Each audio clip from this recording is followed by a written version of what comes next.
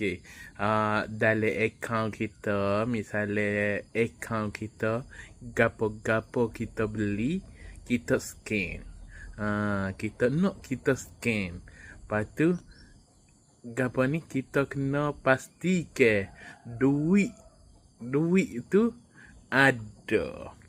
Jadi gak nak scan pun mudah. Jangan duk main scan. Kabar-kabar pitih pun tak ada.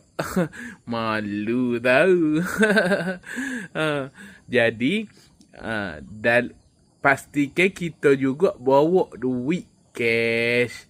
Takutnya kita nak scan tak boleh. Aduh, lepas tu duit pula tak ada. Allah, malulah. Dah. Tu pengalaman tu nak ayatnya. Tak apa, kita scan dia ayat. Lepas tu dia pun scan, tengok duit tak ada. Lepas tu tak apalah. Bayar bayar cash lah. Lepas tu cek pitih pun tak ada. Allah. Aduh.